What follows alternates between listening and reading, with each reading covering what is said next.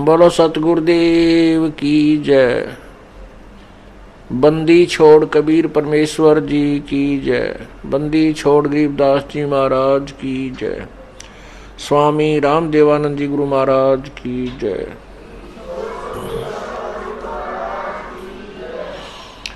सर्व संतों की जय। सर्व भक्तों की जय। धर्मी पुरुषों की जय। श्री काशी धाम की जय। श्री छुडानी धाम की जय। श्री करोथा धाम की जय। श्री बरवाला धाम की जय। सत साहिब ग्रीव नमो नमो सतपुरुष को नमस्कार। गुरु की नहीं सुर नर मुनि जन साधुआं संतों सर्वस्दी नहीं। सतगुरु साहिब संत सब डंडो तुम प्रणाम। आगे पीछे मध्य हुए तिनको जा कुर्बान। नराकार निर्विषम कालजाल वैवंदनम निर्लेपम निज निर्गुणम।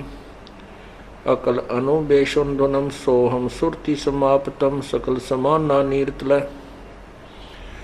उज्ज्वल हिरंबर हरदमम बेपरवाह था है वार पार नहीं मध्यतम। ग्रीव जो सुमर सिद्ध होई गणनायक गलताना। करो अनुग्रह सोई पारस पद परवाना। आदि गणेश मनाओ गणनायक देवन देवा। चरण कमल लो लाओ आदंत करूं सेवा। परम शक्ति संगीतम रिद्धि सिद्धिदाता सोई। अवगत गुण अतीतम सत्पुरुष निर्मोही। जगदम्बा जगदीशम मंगल रूप मुरारी। तन मन अर्पों शीशम भक्ति मुक्ति भंडारी। सुर नर मुनि जन ध्यान ब्रह्मा विष्णु महेशा। शेष शेष मुख गावे पूजय आदि गणेशा। इंद्र कुबेर सरीखा वरुण धर्मराय ध्यावे। समर्थ जीवन जी का मन इच्छा फल पावे। 33 कोट अधारा धावे से 88। उतरे बहु जल पारा कट है यम की फांसी। 33 कोटि अधारा धावे से 88। उतरे बहु जल पारा कट है यम की फांसी। सत साहिब कर जोरूं विनती करूं। धरूं चरण पर शीस। गुरु राम देवानंद जी महाराज ने दियो नाम बख्शीस। कोटि कोटि सिजदा करूं। कोटि कोटि प्रणाम। चरण कमल में राखियो मैं बांदी जाम गुलाम। जय इब के सतगुरु मिले। सब दुख आँखों रोई। चरणों ऊपर शीश धरूं। कहूँ जो कहनी हो गुरु जी तुम ना भूलियो। चाहे लाख लोग मिल जाएं। हमसे तुमको बहुत है। तुमसे हमको नाई। तुम्हारे विसारी क्या बने। किसकी शरण में जाऊं। शिव विरंच मुनि नारदा। तिनके अर्ध न समाऊं। अब गुण किए तो बहुत किए। करत न मानी हारे। बावे बंदा बख्श दियो। बावे गर्दन उतारे। अवगुण मेरे बाप जी, बख्शो गरीब नवाज। जो मैं पूत कपूत हूँ, बोर पिता को लाज। मैं अपराधी जन्म का, नक्शक भरे विकारे। तुम दाता दुख भंजना, मेरी करो संभार।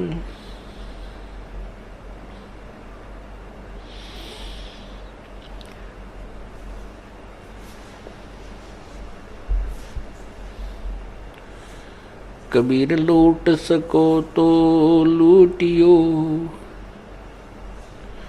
लूट सको तो लूटियो। राम नाम की लूटी, पीछे फिर पछताओगे, प्राण जाएंगे छूट।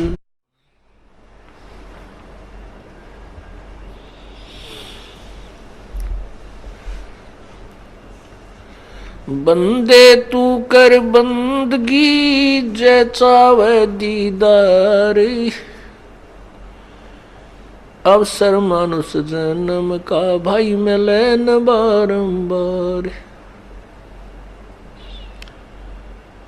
मानुष जन्म पाए कर, जो नहीं रटे हरि नाम। जैसे कुआ जल बिना, भाई बनवाया क्या काम।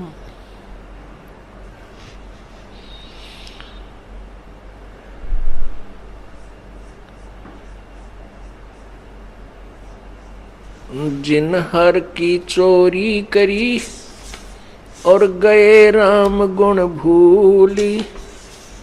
ते बिद न बागुल किए, रहे उर्द मुख झूल।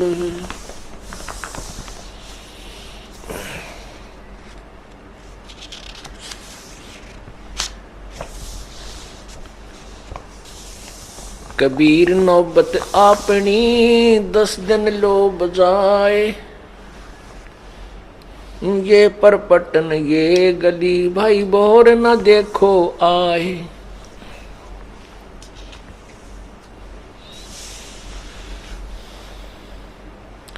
जिनके नौबत बाजती, और मंगल बंदते बार। एक हरि के नाम बिना, गए जन्म सब हार।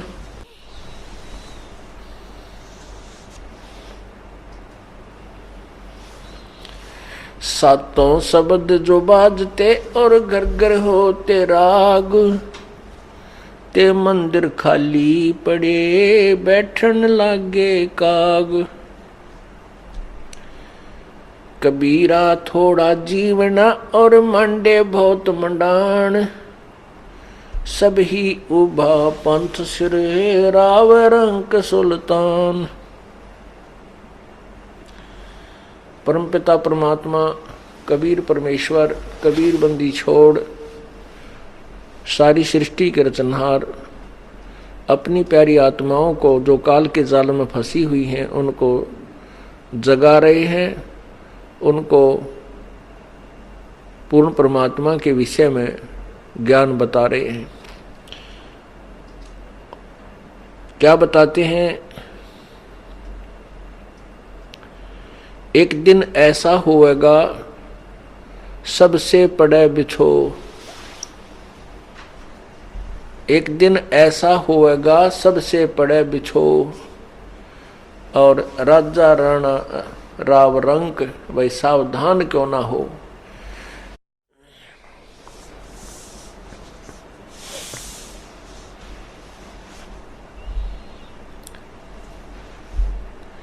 मात पिता तेरा कुटुंब कबीला, यो कोई दिन का मेला रे। और यहीं मिलाया यहीं बिछुड़ जा, तू जागा हंस अकेला रे। परमात्मा कहते हैं कि तू काल के जाल में फंस के इतना अनजान हो गया कि तेरा जहाँ जन्म हो जाता है, चाहे किसी योनि में, पशु में, पक्षी में, मनुष्य में, गधे में, कुत्ते के में, आप उसी में सेट हो जाते हो। वहीं भाई बहन और रिश्तेदार, माता पिता, वहीं के जो अपने मित्रों में इतने लीन हो जाते हो, आप भूल जाते हो मरने को, आप भूल जाते हो उस दिन को जिस दिन तुमने यहाँ से इनसे बिछुड़ना है। और बिछुड़ कर फिर कहाँ जाओगे, क्या होगा, इस अध्याय को आपने कति यो चैप्टर बंद कर रखा है। उस चैप्टर को खोलने के लिए, याद दिलाने के लिए परमात्मा स्वयं आते हैं या अपने कोई दास को भेजते हैं, ताकि अनजान आत्माएं अपने आप को पहचाने, तुम कौन हो, कहाँ से आए थे, कहाँ जाना है और यहाँ क्या कर रहे हो। जरा उनकी तरफ ध्यान दो जिन्होंने अपना सारा जीवन संतान की जो सेवा में, संतान की परवरिश में और महल और कोठी बनाने में समाप्त कर दिया। और एक दिन मृत्यु आई, उठाकर जंगल में उनका अंतिम संस्कार कर दिया। जिन कोठियों को बनाने में उसने सारा जीवन लगा दिया, जिस बैंक बैलेंस को बनाने के लिए उसने दिन रात देखा ना रात देखी, उसके साथ कुछ नहीं गया।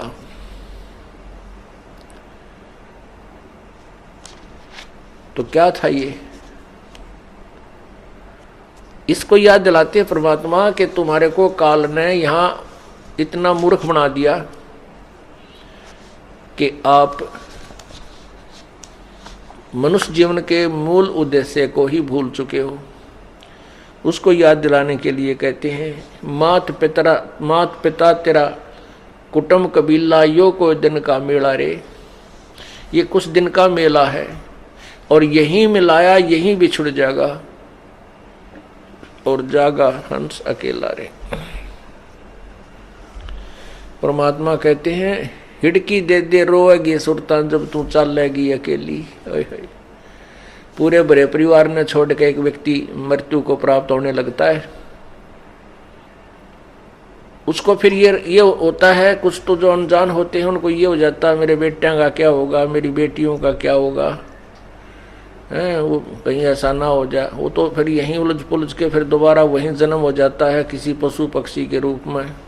यदि मनुष्य का संस्कार शेष है तो वो फिर वहीं क्यों नहीं क्या के जन्म ले लेता पुत्र या पुत्री के रूप में, और यहीं काल के जाल में, इस कोल्लू में सदा जुड़ा रहता है। परमात्मा हमें याद दिलाते हैं कि जब तू यहां से जाएगा, कहां जाएगा कभी नहीं सोचा। इंसान घर छोड़कर चलता है किसी रिश्तेदारी में या किसी कामवश, तो चलने से पहले उद्देश्य बनाता है, मैं रात को कहाँ रुकूंगा, कोई धर्मशाला का कोई न कोई योजना बनाकर चलता है। कोई रिश्तेदार या किसी रिश्तेदार की रिश्तेदारी में तो कोई न कोई स्थान उसका एड्रेस ले लेता है वहाँ रात बिताने के लिए। और जब ये संसार छोड़कर जाता है कभी नहीं सोचता है कि तू कहाँ जाएगा, कहाँ तेरा ठिकाना होगा, वहाँ कहाँ रुकेगा। वो याद अब सत्संग से दिलाई जाती है।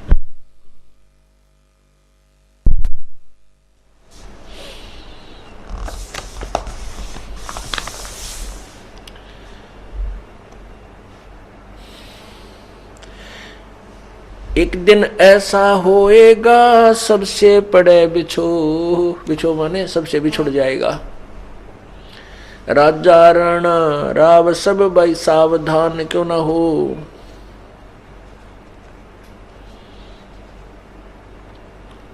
उज्जड़ खेड़े ठीकरी ये गड़गड़ गए कुमारे। रावण सरीखे चले गए वो लंका के सरदार। रावण कहते हैं सर्व सौम्य की लंका होती रावण से रणधीरम। एक पलक में राज विराजी जम के पड़े जंजीरम। हमारे पास तो किलो तो बहुत घना हो जाता है, 20-30 100-200 ग्राम सोना हो गया तो काक पीटते फिरते हैं। अब बहुत घना धन हो गया हमारे पास, इतना सोना है। और किलो हो जाता कहना है कि रावण के पास इतना सोना था कि उसने सोने के महल बना रखे थे। और कहते हैं रति कंचन पाया नहीं रावण चलती बार। जब संसार छोड़ के चला, एक ग्राम भी सोना साथ नहीं ले जा सका, वहीं छोड़ गया और दुनिया ने लूट लिया। फिर तो परमात्मा हमें याद दिलाते हैं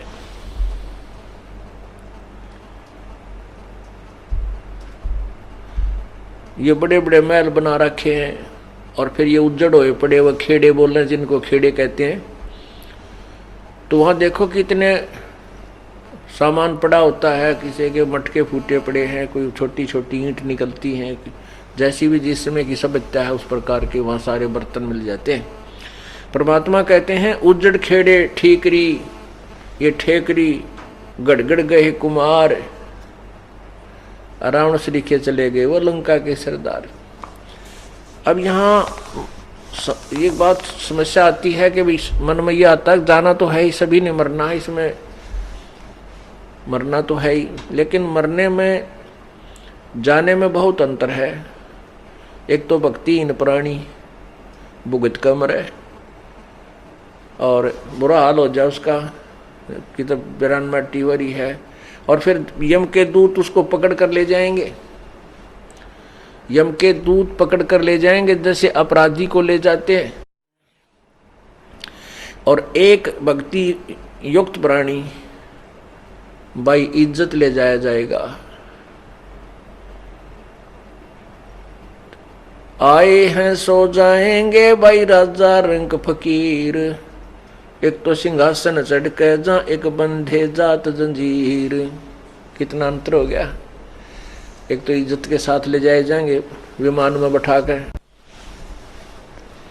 और जो भक्ति नहीं करते उनको यम के दूत जंजीरों से बांध कर ले जाएंगे। जिसने कभी परमात्मा को याद ना किया हो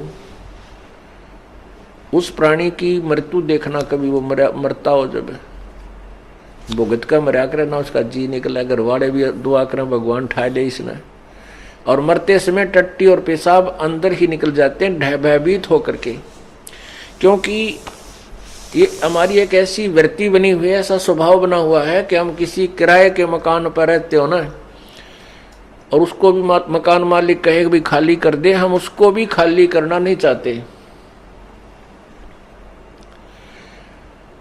उसको भी खाली करने में हम बहुत दिक्कत महसूस करते हैं।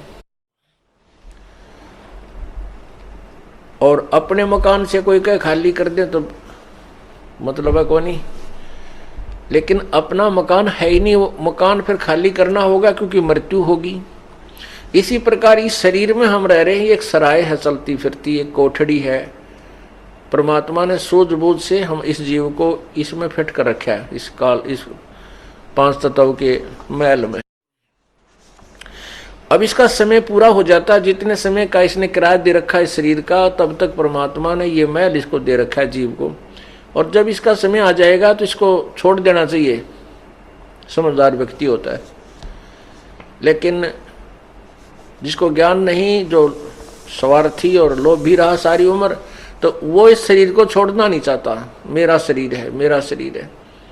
तो यम के दूत फिर अंदर से उसको बुरी तरह पीट के और उसको भयभीत करके बुरी बुरी आकृतियां दिखाकर, बाले दिखाकर उसको भयभीत करते हैं। फिर वो डरता, टट्टी पेशाब निकल जाता भयभीत होकर के, और वो फिर भागने की चेष्टा करता है शरीर छोड़ के। वैसे राजी खुशी नहीं छोड़ता।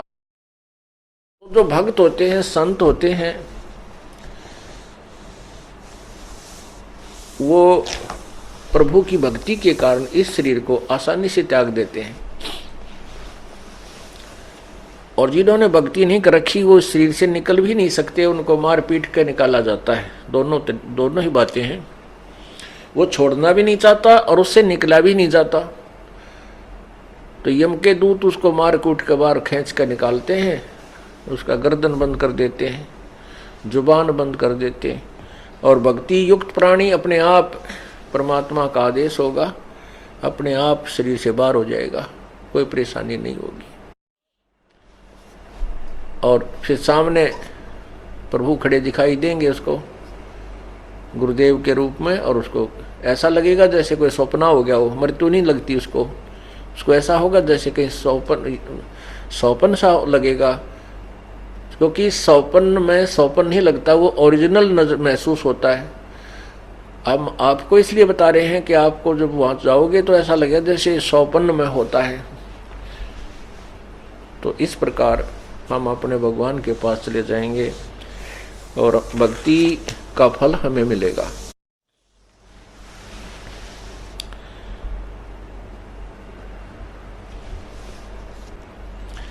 कबीरा कहाँ गर्भियो ये ऊंचा देख आवास, काल पड़े भूमि लेटना तेरे ऊपर जमेगा से।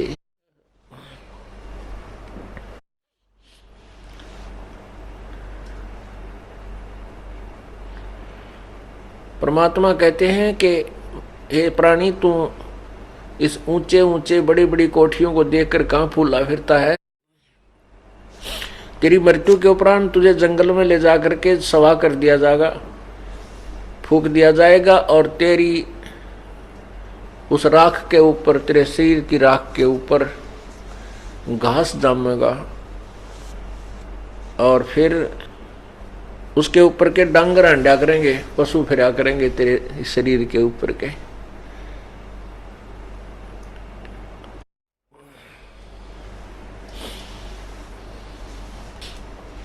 कबीरा कहाँ गर्भियो इस जोबन की आस, टेसु फूले दिवस 10 खंबर खरब खंगर भय पलास।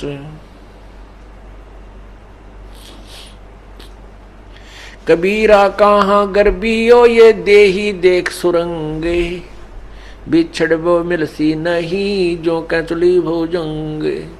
कहती सुंदर शरीर ने देखकर कहाँ फूला फिर रहा है, एक बार ये छूट गया, मृत्यु होगी तो दोबारा नहीं इसमें प्रवेश हो पाएगा। जैसे सर्प कांचली छोड़ जाता है, ऐसे तो इस शरीर को त्याग कर चले जाएगा, इसमें पुनः प्रवेश नहीं कर पाएगा।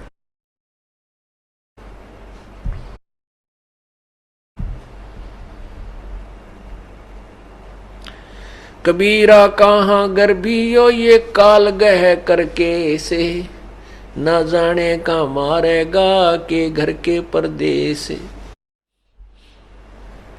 परमात्मा कहते हैं या तो भक्ति कर ले, परमात्मा मेरी शरण में आ जा, नहीं तो यू काल तेरी ब्रांड में टिक करके मारेगा, ना मेरा कितना एक्सीडेंट में दूसरे देश में यानी अपने घर से बाहर, और ना मेरा कितना घर में हार्ट अटैक हो जाएगा और बीमारी हो जाए। ये तेरी दुर्गति रखता है, इसलिए प्रभु कहते हैं हमारी शरण में आ जा। कबीरा ये ऐसा संसार है जैसा संबल फूले, दिन 10 के व्यवहार को झूठे रंग न भूले। पाकी खेती देख करे गर्बे कहाँ किसान, अब हो अज हो झोला बहुत है घर आले तब जान। परमात्मा हमें हर तरह से सतर्क करते हैं, कहते हैं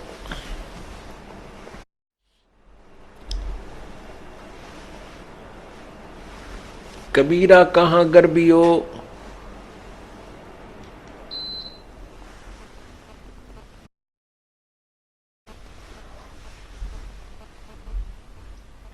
कबीर ऐसा ये संसार है जैसा संबल फूल, कहते हैं सुअ संबल से या और लागे डोडे ढूंढ।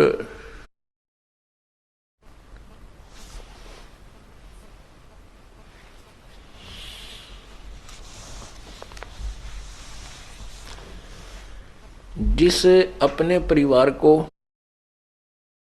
संपत्ति को हम अपना मान करके इसके ऊपर आसक्त हो चुके हैं, परमात्मा हमें याद दिलाते हैं कि ये तेरा नहीं है। और हमारी क्या टेंडेंसी है, हमारा क्या स्वभाव है इस प्राणी का। जन्म होता है, फिर बालक होते हैं,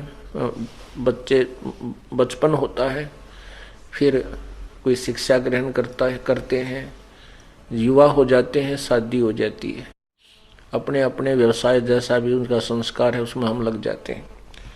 फिर हमारे फिर क्या सोच होती है कि भगवान हमें संतान दे, संतान होगी तो इनकी परवरिश करें और इनको पाल पोस करके अच्छे इनकी जो ना व्यवस्था करवा दें और फिर भगवान इनका ब्याह कर दे, इनकी शादी हो जा और शादी हो जाए, फिर इनके बच्चे हो जाएं और फिर हम बेशक मर जाएं।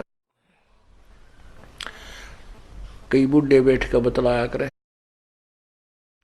तो आपस में कहते थे, जब हम छोटे छोटे सुना करते अब याद आती हैं, क्योंकि अब तो उस अक्षेत्र के उस विचारों के व्यक्ति हमारे पास बैठते ही नहीं, हमारे पास तो भगता हुए हैं और जो भगवान को चाहने वाले। लेकिन इस मार्ग पर लगने से पहले जिस समाज में हम रहते थे वो क्या बतलाया करते, वो क्या करते, 2 लड़के हैं भाई, 2 लड़की हैं, परमात्मा ने उनका मौज कर दी, सबका बेटा बेटी हैं और हमारा जीवन सफल हो गया। उनकी शादी कर दी, उन्होंने काम संभाल लिया, अपना खूब बढ़िया गुजारा हो रहा है और हमारा जीवन सफल हुआ। भगवान बेशक ठाले, हमारी मृत्यु बेशक हो जा। तो यह परमात्मा कहते हैं कि जीवन सफल कहाँ हुआ, ये तो तेरा जीवन असफल हो गया, क्योंकि मनुष्य जीवन का जो मूल काम था उसका तुझे ज्ञान नहीं और जो वो करना चाहिए था तूने, जो करना था वो तूने किया नहीं। जो तूने किया वो तेरा पूर्व निर्धारित था, जो तुझे प्राप्त हुआ। जैसे हम चाहते हैं शादी होते ही एक ऐसी वृत्ति बनी हुई है समाज की इस काल प्रेरणा से कि सबसे पहले हम लड़का होने की उम्मीद करते हैं कि जब शादी हो जाए तो हम ये सोचते हैं परमात्मा एक लड़का हो, पर पहला ही, फिर चाहे बेशक बेटी हो जा। वैसे तो अब तो बुद्धिमान समाज हो गया है, बेटी और बेटी में कोई अंतर नहीं होना चाहिए।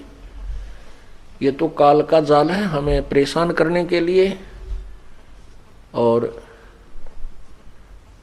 अननेसेसरी जो हरासमेंट करने के लिए।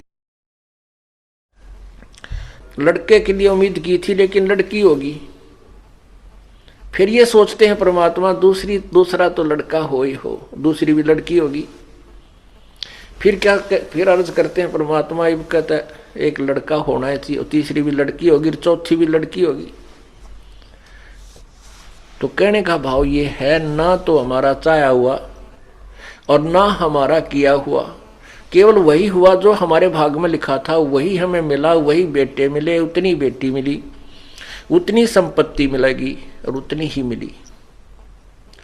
हमारा किया तो कुछ हुआ नहीं, ये तो आपका पिछले जन्म का संस्कार पर जो है ना फलीभूत हुआ है। अब तूने इस जन्म में जो करना चाहिए था, जो तुझे अगले जन्म में मिला, वो शुरुआत भी ना की और फिर कहता है मेरा जीवन सफल हो गया। तूने तो जीवन बर्बाद कर दिया, असफल कर दिया। नालायक जो करना था वो छेड़ा भी को नहीं, शुरुआत भी नहीं की उसकी।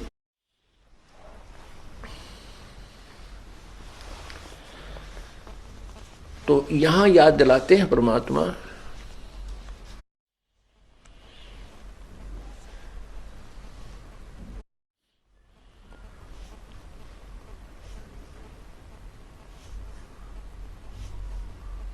जैसे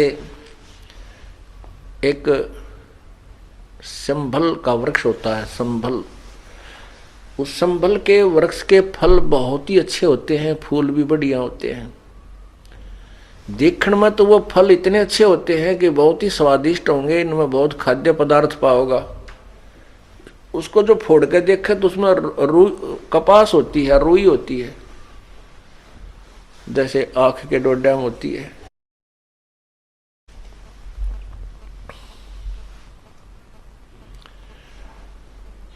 एक तोता पक्षी होता है, वो तोता पक्षी जो है ना पके हुए फलों को खाता है और जब वो संभल का वृक्ष बड़ा होता है तो उसको तोता उस पर आस रखता है कि ये वृक्ष बड़ा होगा, इसका फल लगेंगे। 10-12 वर्ष में वो संभल का वृक्ष बड़ा हुआ, फल लगने लगे। जब फल लगने लगे तो तोते ने सोचा फल पक गया, इसको खा ले तू। संभल के फल को खाने के उद्देश्य से, पके हुए फल को खाने के उद्देश्य से तोते ने चोंच मारी आछी दबा के, और वो चोंच मारते ही रुई उसके मुंह में फंस गई चोंच में। अब उसने सोचा था आनंद लूंगा, फल मीठा फल पाओगा खाऊंगा, और वह चोंच फंस गई उसकी चोंच में, उसने वह रुई फंस गई उसकी चोंच में, जान बचानी मुश्किल होगी। अब हमें क्या बताते हैं परमात्मा कि जिस परिवार की पोषण में, इस परिवार रूपी तूने जो पेड़ लाया है, इसके आस में ये सोचता है ये बुजुर्ग, ये व्यक्ति के बुढ़ापे में मन मौज हो जाएगी, बच्चा ने पाल पोष दूंगा, इनकी ब्याह शादी कर दूंगा, और फिर मेरे आराम से ठाठते रहूंगा। बुढ़ापे में तो रह लिया ठाठते, तेरा जिए जानेगा जैसा तू ठाठते रहेगा। तो ये पहले याद दिलाई जाती है कि बुढ़ापे में कोई सुख का सांस तो नहीं ले सकता, ना तू दान कर सकता, क्योंकि बच्चे सारी संपत्ति पर गिंडली मार के बैठ जाएंगे सांप की तरह, एक चौने नहीं देंगे, मांग के लेनी पड़ेगी, वो भी राजी हो गए दे देंगे, ना नहीं देंगे। और ना फिर तो किधर सफर करने दोगा। बुढ़ापे में सत्संग सुन चला जा, समस्या बहुत आ जाएंगी, कदे कड़े दुख है, कदे सिर दुख है, कदे जाड़ पड़वानी, कदे आंख पड़वानी, कदे बीपी हाई, कभी लो, क्यों बुढ़ापे में शरीर कम वीक हो जाता है। इसका तो सीमा दे रखी है भगवान, इतने समय के बाद इसमें स्थिति परिवर्तन आएगा ही आएगा। तो परमात्मा हमें याद दिलाते हैं कि तू पहले कर जो करना है, ऋण, भक्ति और दान, ये तीनों काम जवान। फिर भी जो बुजुर्ग हैं, बूढ़े हैं, पुण्यात्मा हैं, यदि परमात्मा के नाम पर लग जाएंगे तो परमात्मा धीरे धीरे उसका रास्ता खोलेगा, उसके शरीर में भी सुख देगा, उनके बच्चों की बुद्धि में परिवर्तन करेगा, क्योंकि प्रभु प्रबल शक्ति है, वो हर परिवर्तन कर सकता है। तो कहने का भाव यह है कि जो पहले लग गए तो बहुत अच्छा, उसके बच्चे भी ठीक लाइन पकड़ जाएंगे, उनकी पुत्र वधुआ होंगी, वह भी भगवान होंगी, भगवान के चरणों में लग जाएंगी, पूरे परिवार में एक सुथरा माहौल बना रहेगा।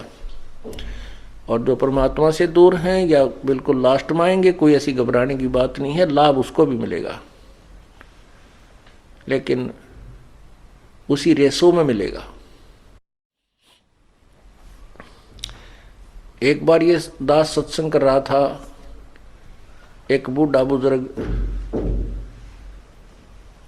दूर अपने मतलब दूसरे बेटे की मकान की छत के ऊपर बैठ के होके पाड़र, सत्संग तो नहीं सुनना था उसने, पर हमने स्पीकर ला रखा था, उसके काना में पड़ेंगे ही होके पिएगा सुनेगा। तो अगले दिन वो बुजुर्ग आके कहने लगा, महाराज जी आपकी बात सुनी, मेरा तो कलेजा पाटन हो गया, मेरा तो कलेजा मुंह को आने लगा, आपने जो ज्ञान सुनाया, सत्संग सुनाया। क्या सुनाया? और बात तेरे काम न आवे, तू संतों शरण लाग रे, के सोवे गफलत में बंदे, जाग जाग नर जाग रे।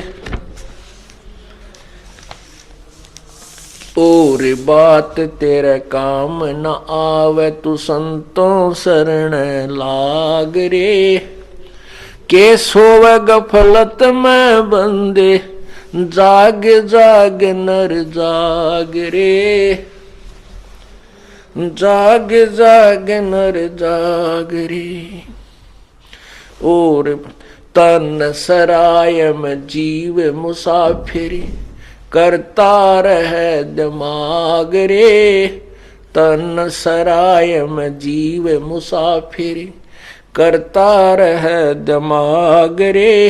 रात बसेरा कर ले डेरा, चले सवेरा त्याग रे, चले सवेरा त्याग रे। और बात तेरे काम न आवे, संतों शरण लाग रे, के सोवे गफलत में बंदे, जाग जाग नर जाग रे, जाग जाग नर जाग रे। उमदा चोला बड़ा अनमोला, ये लगे दाग पे दाग रे। उमदा चोला बड़ा अनमोला, लगे दाग पे दाग रे। दो दिन की गुजरान जगत में, क्यों जड़े बिरानी आग रे, जड़े बिरानी आग रे। और बात तेरे काम न आवे, संतों शरण लाग रे। के सोवे गफलत में बंदे, जाग जाग नर जाग रे। भाई को बद का चढ़ी चढ़री चित पे, तू होया मनुष्य से नाग रे। को बद का चढ़ी चढ़ रही चित पे, तू होया मनुष्य से नाग रे। सूझे नहीं सजन सुख सागर, बिना प्रेम बैराग रे, बिना प्रेम बैराग रे। और बात तेरे काम न आवे, संतों शरण लाग रे। के सोवे गफलत में बंदे, जाग जाग नर जाग रे, जाग जाग नर जाग रे। अर सुमर सो हंस कवावे, ये कामी क्रोधी काग रे। अर सुमर सो हंस कवावे, कामी क्रोधी काग रे। बोरा न भर में विष के बन में, चल बेगमपुर बाग रे, चल बेगमपुर बाग रे। और बात तेरे काम न आवे, संतों शरण लाग रे। के सोवे गफलत में बंदे, जाग जाग नर जाग रे, जाग जाग नर जाग रे। भाई शब्द सैन सतगुरु की पछाणी, पाया अटल सुहाग रे। शब्द सैन सतगुरु की पछाणी, पाया अटल सुहाग रे। नितानंद महबूब गुमानी, परगट्य पूर्ण बाग रे, परगट्य पूर्ण बाग रे। और बात तेरे काम न आवे, तू संतों शरण लाग रे। के सोवे गफलत में बंदे, जाग जाग नर जाग रे, जाग जाग नर जाग रे। सत साहिब।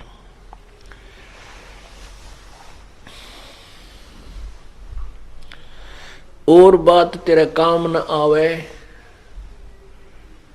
संतों शरण लाग रे। के सोवे गफलत में बंदे, तू जाग जाग नर जाग रे। जागना क्या है और सोना क्या है? हम सोए पड़े हैं इस अज्ञान अंधेरे में, मोह ममता की नींद में। और जागना क्या है? हमने इस तत्व ज्ञान को ग्रहण करके परमात्मा के ज्ञान के चांदने में, रोशनी में हमने कदम रखने हैं। जैसा प्रभु का विधान है उसके अनुसार हमने चलना है, ताकि हम दोषी ना हो।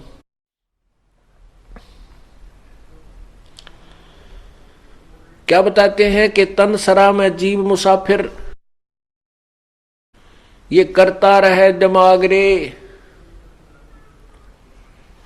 अपनी अपनी सोच में हर इंसान सोचता रहता है, अपने अपने सतर की जो बुद्धि उसकी दी है भगवान। अब जैसे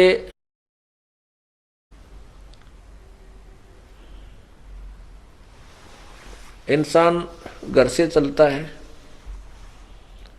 पता नहीं कहाँ तक की उम्मीद ला रखी होती है, जाता है, फिर शाम को नाइट सर्विस से वापस आ जाता है और रास्ते में दुर्घटनाग्रस्त होकर के मृत्यु को प्राप्त हो जाता है।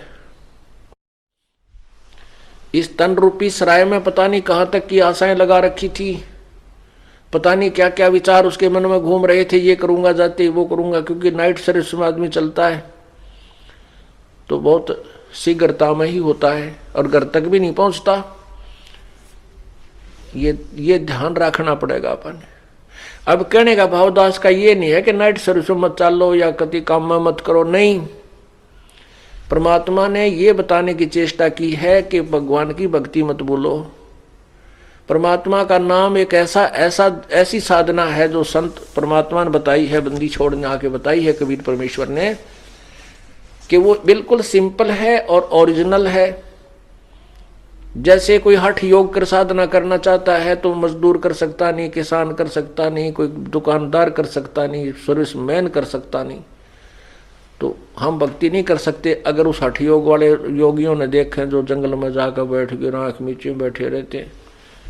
नहीं, परमात्मा ने एक ऐसी सिंपल साधना बताई जो सब सदग्रंथों में प्रमाण है कि नाम उठत नाम बैठत नाम सोत जागबे, नाम खाते नाम पीते नाम सेती लागबे। चलते फिरते उठते बैठते भगवान की भक्ति करनी है। जैसे आपके पास नाम है, भक्ति मिल गई आपको, ठीक है। आप सफर कर रहे हो, चाहे नाइट सर्विस करो, चाहे किसी भी सर्विस में करो, जल्दी आओ तेज जाओ, किसी तरह करो, वो नाम न जपते चले जाओ। जैसे आपको नाम मिल गया, भक्ति मतलब नकली नाम के जापते कोई लाभ नहीं है। अब जो प्रवचन चल रहे हैं वो ओरिजिनल मंत्र से, यथार्थ भक्ति से लाभ होगा। तो उस यथार्थ भक्ति को करने के लिए आप सफर में बैठे हो, बस में बैठ गए, आपने बरवाड़ा से चंडीगढ़ जाना है, 4 घंटे लगे कम से कम।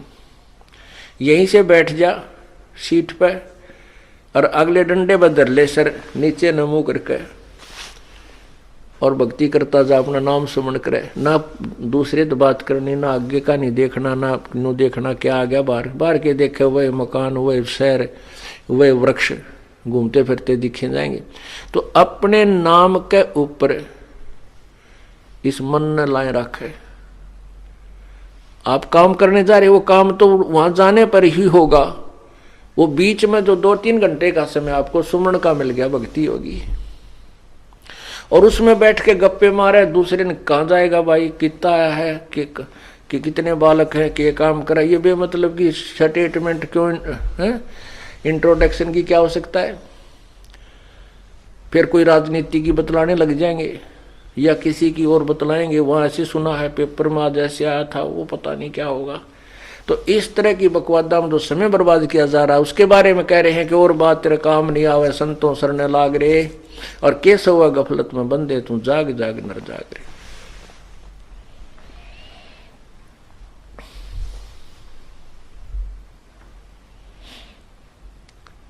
फिर कहते इस तन सरा में जीव मुसाफिर करता रहे दिमाग रे, रात बसेरा कर ले डेरा चले सुबेरा त्याग रे। यो जीवन आपकी एक रात्रि है और जब ये जीवन पूरा होगा सौपन टूटेगा आपका। एक सौपन है ये। कहते सपना साजा टूट उठ कर मुंड पकड़ रोए। जैसे आप सौपन में कई बार तो बहुत दुखी होते हो, कई बार बहुत सुखी होते हैं, आनंद सा रहा है, पता नहीं कि तकित घूम रहे हैं और कोई उठा देता है तो उसने नो करा तो मठ मार दिया, इब के ठाना था, आनंद आ रहे थे और उठे पाछे कुछ भी को नहीं, वो कुछ नहीं उसके पास। मनमाना सपने में तो गाड़ी चला रहा और ब्रेक लानता और कभी गियर लावे और जब उठ पड़ा ला तुम्हारा सौड़ में और उठा जब कुछ भी ना पावा क्योंकि वहां कुछ नहीं था। तो कहने का भाव ये कि ये जो आप अब देख रहे हो ये एक सौपन होगा। कब होगा? जब मृत्यु हो जाएगी। अब हम सोचते हैं ये कार मेरी, ये कोठी मेरी, ये बेटा मेरा या बेटी मेरी, और जब सपन टूट जाएगा, मृत्यु हो जाएगी, फिर आपका सोचे तो भी याद ना हो यू के था मेरा, कहाँ थी वह कोठी, कहाँ था मेरा बेटा, कौन थी मेरी बेटी। अब इस सपने में आप इतने दुखी हो रहे हो, ये सौपन में दुखी हो आप, लेकिन इस सौपन में सुखी करने वाला कौन चाहिए जो आपने ठा दे। जैसे कई सौपने में दब जाते नो करते पाउस नो को उठा दे रहा, उठे खड़ा हो, क्या हो गया, फिर ओहो रा मर गया होता कुछ नहीं, फिर नो को कुछ नहीं था, ठीक था, ठीक सुमत और सबकी बंदरी। तो जो उस दुख में उठा दे उसको तो वो दुख भूल गया, वो दुख नहीं हो रहा उसके ऊपर। ऐसे ही संत सत्संग के अंदर आप जिस दुख में दुखी हो रहे हो, सौपन में आपको जगा दिया जाएगा, फिर ये दुख आपको महसूस नहीं होगा क्योंकि वो सौपन का था। तो ऐसे ही आपको राम नाम पर लगाया जाएगा और राम नाम के रोशनी में आप जागते रहोगे, भगवान की भक्ति करते रहोगे, तो सपने में भी कष्ट आपको नहीं होगा।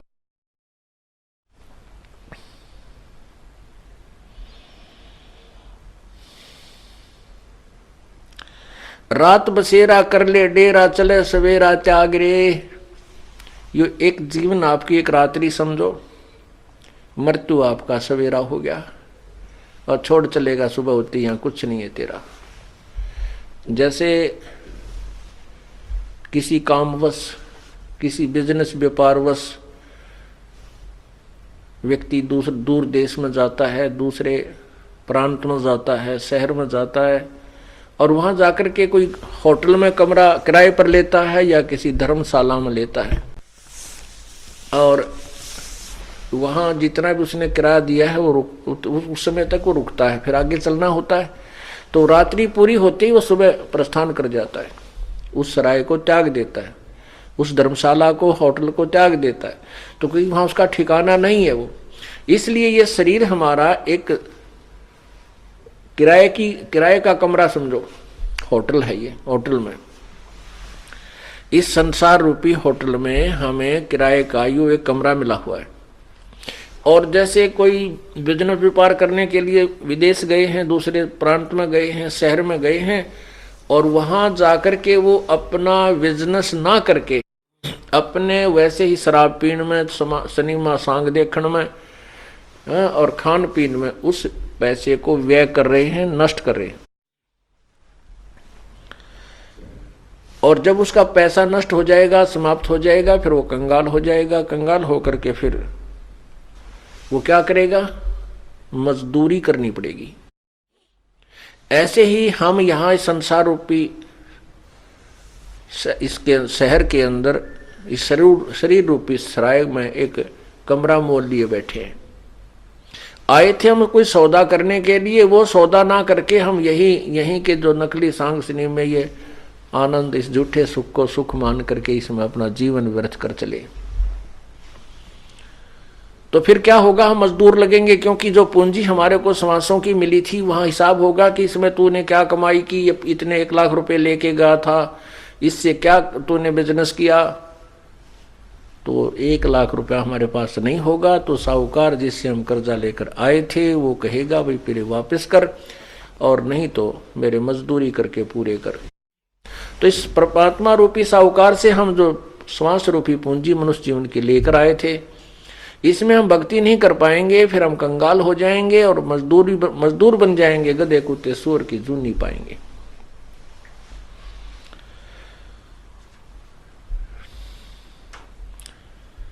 इसलिए बताया कि तन सरा में जीव मुसाफिर करता रहे दिमाग रे।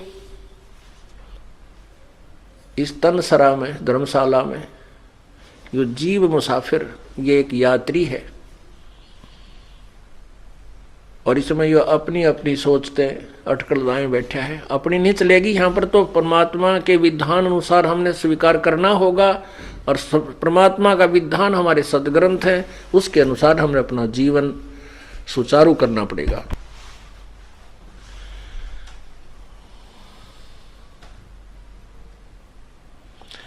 उमदा चोला बना अनमोला, ये लगे दाग पे दाग रे। उमदा चोला बना अनमोला, लगे दाग पे दाग रे। 2 दिन की गुजरान जगत में, क्यों जड़े बिरानी आग रे, जड़े बिरानी आग रे। ओहो, ये उमदा चोला बना अनमोला, इससे मनुष्य जीवन की कोई कीमत नहीं, बहुत ही अनमोल है। जैसे सतनाम के सुमरण की, सतनाम के एक श्वास के द्वारा विधिवत पूरे संत से मर्यादा में रहते हुए स्मरण करने की जो कीमत है। सतनाम पालड़े रंग होरी हो, भाई 14 लोक चढ़ावे राम रंग होरी हो। तीन लोक पासंग धरे रंग होरी हो, तो ना तुले तुलाया राम रंग होरी हो। एक श्वास का मंत्र है, दो मंत्र का, जिसमें एक ओम मंत्र है, दूसरा तत्व वो सांकेतिक है, वो उसको बताया जाता है जो उपदेश लेता है इस दास से। और ये श्वास, उस श्वास से इसका सिमरण होता है, उसको सतनाम कहते हैं। तो कहते हैं सतनाम पालड़ा रंगोरी हो। तराजू यानी एक तुला, एक बैलेंस के एक पालड़े में, एक साइड में तो एक श्वास का मंत्र धर दे की कीमत रख दे सतनाम की, और दूसरे पलड़े में ये 14 लोक रख दे, और 3 लोक ये पृथ्वी स्वर्ग और पाताल, इनको पासंग रख दे। पहले तो पासंग समझावा आपको किसे कहते हैं, क्योंकि इस ज्ञान को समझने के लिए हमने सारे ही इन संकेतों को समझना पड़ेगा। पहले तुला या तराजू होया करती ना, ताखड़ी, इसमें एरर होती थी, त्रुटि। उस एरर को ठीक करने के लिए जो सामान हम तोल्या करते, जैसे किसी ने गुड़ तोलना है तो गुड़ की एक डली लेकर फोड़ के और उसको बैलेंस करने के लिए उस पलड़े में डाल दें ताकि ये सीधा हो जाए, इसमें कोई कमी ना रहे तोलने में। तो वो डली एक तरफ रख दी जाती, फिर वो तराजू ठीक हो जाती। तो जिस तरफ वो गुड़ की डला रखा है उसी साइड में बट्टे रखे जाते थे, उसी साइड में बट्टे रख करके बाट, और दूसरी साइड में फिर गद्दा गद वो गुड़ तोला जाता था। अब क्या बताते हैं, इंसान एक हमारी कितनी वृत्ति खराब हो गई है क्योंकि ज्ञान बिना। पहले तो हम सोचा सरपंच बन जावा गांव का, हो क्या बात की, फूले नहीं समाओ, ढोल बजाओ, हाँ, और नाचे कूदें।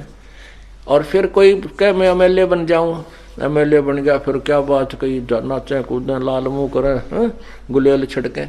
और फिर क्या मंत्री बन जाऊं, कहना है क्या, एक क्षेत्र का मुख्यमंत्री बन जाऊं, फिर तो बस धरती तोल दे। और राष्ट्र प्रधानमंत्री बन जा किसी राष्ट्र का तो कहना है क्या।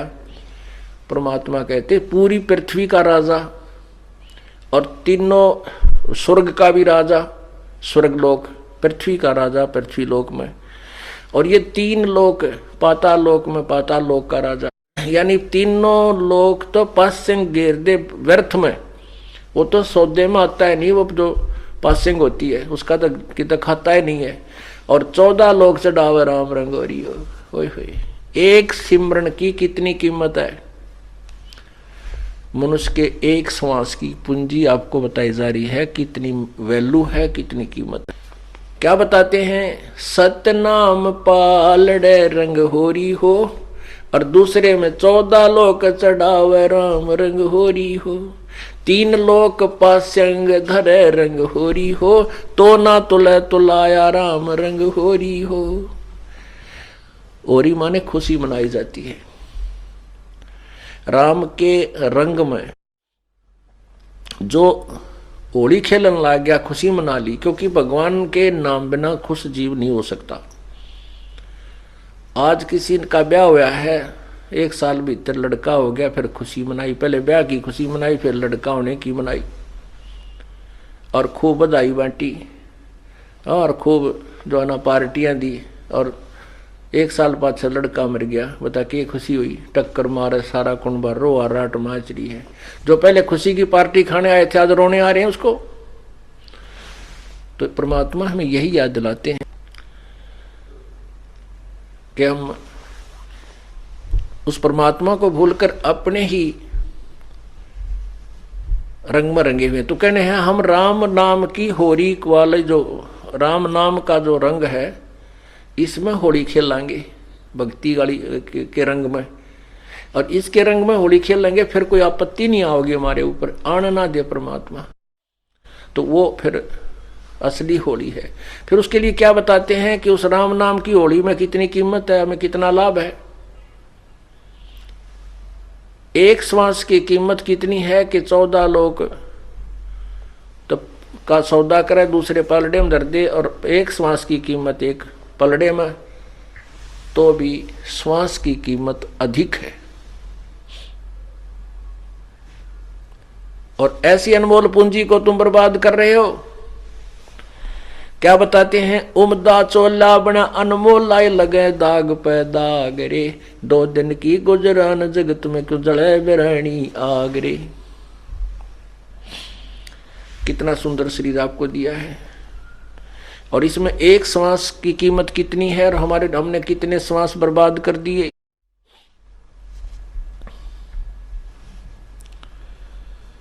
ये शरीर जब हमारा छूटेगा, 2 दिन की गुजरान, यानी जरा सा समय है, ये बहुत ही कम समय है। हमने देखो प्रतिदिन सूर्य उदय हो रहा है और अस्त हो रहा है, अर्थात दिन रात बन रहे हैं।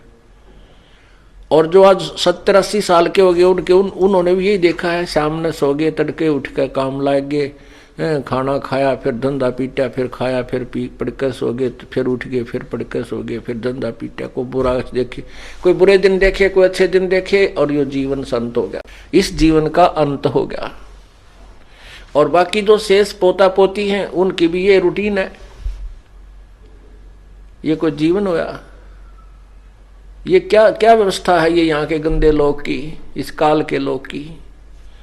परमात्मा हमें याद दिलाते हैं, ऐसे लोक में चलो जहाँ दिन रात ही नहीं है, वहां आयु का कोई हिसाब ही नहीं है, और वहां पर यहां से ज्यादा सर्व सुख है। उस लोक को छोड़ करके तुम इस गंदे लोक में आ गए, या बिरानी आग में जल रहे हो। इस बिरानी आग में जल रहे हो जैसे कोई तो बेटे बेटियां की खातिर दुखी, किसी का बेटा सर्विस नहीं लग रहा है या कोई रोजगार नहीं हो पा रहा है तो पिताजी को नींद आती नहीं, माँ को चिंता, शादी ना होती है तो चिंता। और कहने का भाव ये है परमात्मा का कि इन बच्चों का जो संस्कार है वो भगवान ने पूर्व निर्धारित कर रखा है। ना तेरे रोन पीटने तो कुछ हो, ना तेरी चिंता तो कुछ हो, तो कितना ही इनके लिए संग्रह कर ले, मान ले 2 नंबर का धंधा करके, और बच्चों को सेठ बनाने के लिए इतने माया जोड़ दी, और इनके भाग में माया नहीं है तो वो एक झटके में नाश कर देंगे, या तो शराब पीने लग जाएंगे या कोई और बर्बादी कर देंगे। एक फौजी था, वो उपदेश लिया, उसके बाद बताने लगा, जी बात तो आपकी सही है। उसने बताया कि मैं कुछ ऐसी पोस्ट पे था, फिर वहां भी कुछ ऐसा धंधा कर लिया, पैसे खूब जोड़ लिए, अपने खर्चे भी ना कति कम करके न धन जोड़ने की सोची। एक का बेटा था, और इसको जो है मेरा बेटा दुखी ना हो जाए इसके लिए मैंने अपने तन पर भी सरकारी कपड़े पहने और नहीं समाये सारी उम्र के हो गए, एक आधा रिश्तेदारी में जाने के लिए। कहने का यह भाव ये था उसका कि मैंने खर्च अपने लिए ना करके बच्चे को सुखी बनाने के लिए, धनवान बनाने के लिए बहुत पैसा इकट्ठा किया। रिटायर होकर आया, पैसा लाया, बेटे ने जिद लगा दी, मैं तो जीप खरीदूंगा, जीप लूंगा। मैंने कहा भाई जीप नहीं, क्योंकि इकलौता बेटा कदे एक्सीडेंट हो जाए, यो डर पर जिद ज्यादा कर ली, उसको जीप लेकर दे दी। 1.5-2 लाख की आया करती।